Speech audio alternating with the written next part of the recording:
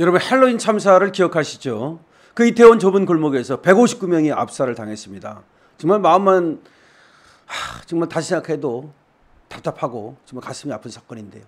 이 사건으로 수사하고 재판이 계속해서 이어져 왔습니다. 그러다가 서울 서부지방법원에서 배성중 부장판사의 심리로 이번에 선고 공판이 있었는데요. 용산경찰서장 기억하시죠? 이임재라고 그때 적극적으로 대응하지 않고 경찰서 올라가가지고서 멀리서 바라봤다 이런 분 있지 않습니까? 이번에 금고 3년이 선고됐습니다. 깜빵 3년이란 말입니다. 금고하고 징역은 이제 노동을 하느냐 안 하느냐 그 차이만 있지 어차피 감옥 가는 겁니다. 그런데 용산구청장 또 아시죠? 여기도 또 이제 감옥을 갔었다 또 지금 석방이 됐습니다만은 그런데 무죄를 받았습니다. 아니 뭐야?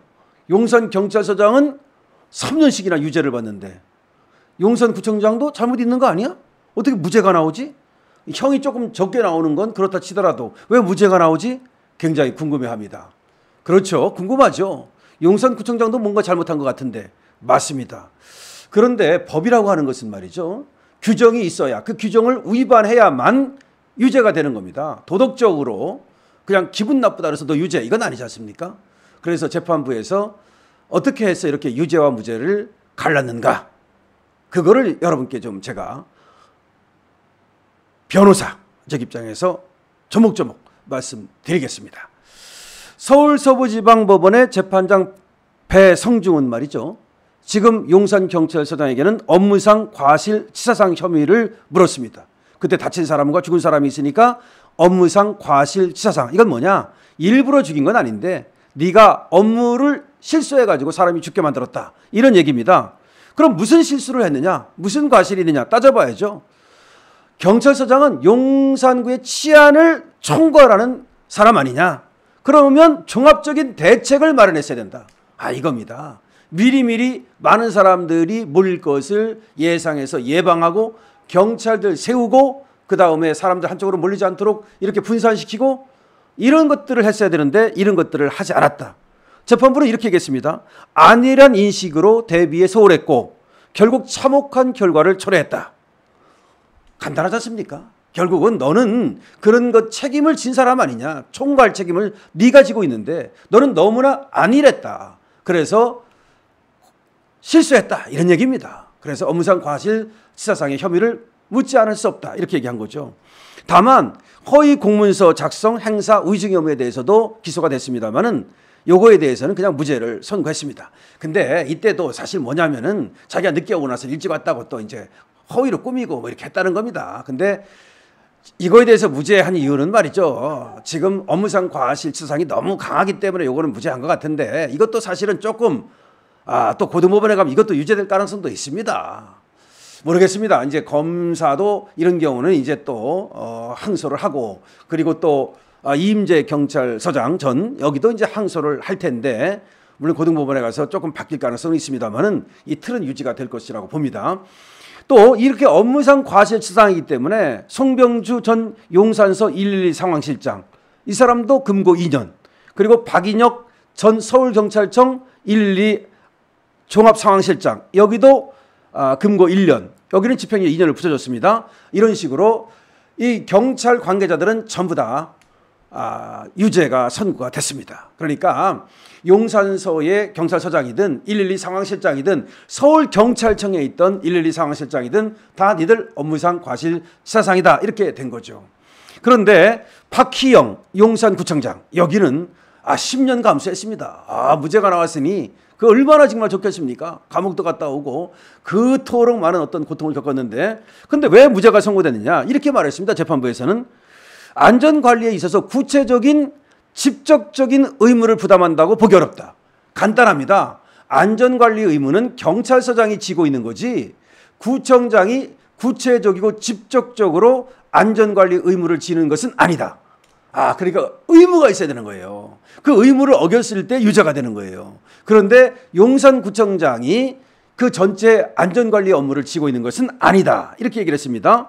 참사 당시 안전법령에 다중근접으로 인한 압사사고가 재난 유형으로 분류되어 있지 않았고 다시 말하면 이 안전법령이라고 하는 것이 있는데 그때는 다중군집으로 인한 어떤 그 사고 이런 것이 재난 유형으로 분리되어 있지 않았다는 거죠. 원래 이제 재난에 대해서는 구청장이 또 좀 책임이 있지만 그냥 경찰서장이 해야 되는 그런 일까지는 구청장은 책임이 없다는 겁니다. 이렇게 얘기를 했고요. 그 다음에 행정안전부와 서울시 2022년 수립 지침을 보더라도 행정안전부 지침에도 그리고 서울시 지침에도 구청장한테 그런 어떤 다중 군집했을 때 사람이 많이 모였을 때 그걸 재난으로 봐가지고 그거의 안전 의무를 지고 있는 그런 규정은 없다.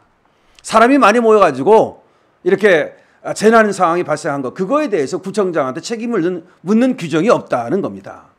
그래서 행정안전법령에 이렇게 재난안전법령에 주최자 없는 행사에 대해서는 별도 안전계획을 수립해야 한다는 의무 규정이 없다.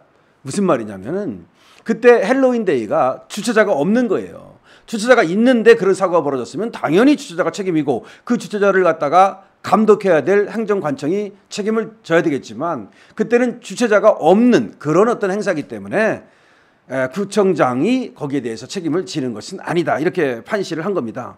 그리고 경찰 등과 이렇게 충분한 협조를 안 했다고 얘기를 하는데 경찰하고 이렇게 안전관리에 대해서 협조를 해야 될 그런 의무가 용산구청장에 있다고 보기는 어렵다. 뭐 이렇게 얘기를 하면서 구청장 말고도 용산의 그 각각의 책임자들 이런 사람들에게도 무죄를 다 선고를 했습니다. 그래서 결국은 경찰서장에게는 책임을 물었지만 구청장에게는 직접적이고 구체적인 주의 의무 그리고 사람이 많이 모여가지고 그렇게 재난 상황이 발생했을 때 그 책임을 묻는 어떤 규정 이런 것들이 없기 때문에 용산구청장과 또 구청장 이하 이 공무원들에게 이 헬로윈데이 참사의 책임을 물을 수는 없다는 것이 바로 법원의 판단입니다. 그럼 여러분들이 여기서 이걸 알게 돼요. 경찰서장이고 구청장이고 다 책임 있는 거지 뭐 무슨 말이냐. 구청장이 미리 말이야. 경찰서장하고 협조도 해야 되고 구청장 쪽에서 또 할 수 있는 여러 가지 어떤 그런 예방이라든가 안전이라든가 관리라든가 이런 걸 했더라면 그러면 막을 수 있었던 거 아니냐. 맞습니다. 그러니까 이것이 정치적으로 도덕적으로는 당연히 책임이 있는 거죠. 하지만 법적 책임을 묻는 거 아닙니까? 유죄냐 무죄냐 이거에 대해서는 구청장한테도 이 법적 책임이 있다고 보기는 어렵다라고 하는 것이 이 법원의 판단입니다. 자, 그래서 누구를 처벌할 때는 제형 법정주의라고 그래요. 그리고 명확성의 원칙에 의해서 법에 어떤 규정이 있고 이 규정을 어떻게 위반했을 때 그리고 또 형량 같은 것도 또 정해져 있고 그럴 때만 이걸 처벌을 하는 거지 그 형량 내에서 그런 처벌 규정이 없는데 무작정 처벌할 수는 없다. 그건 이민재판이 되는 거죠. 자, 그래서 여러분들께서는 이제 궁금했던 것을 푸실 수가 있죠. 왜 용산경찰서장은 3년이라고 하는 그렇게 무겁게 나왔는데 용산구청장은 무죄가 됐는가? 오늘 말씀을 드렸습니다. 자, 앞으로는 어쨌든 간에 이번에 구청장이 이렇게 무죄가 됐다 해서 앞으로 구청장이라든지 시장이라든지 이런 사람들이 나 책임 없어. 지금 법이 없었다는 것이지 앞으로는 그런 법을 분명히 다시 만들 거예요. 그러니까 그때 당시에 구청장을 처벌하는 법이 없다는 거지 이렇게 되면 말이죠. 구청장에게도 의무를 부과하는 그런 법을 만들 거 아니겠습니까?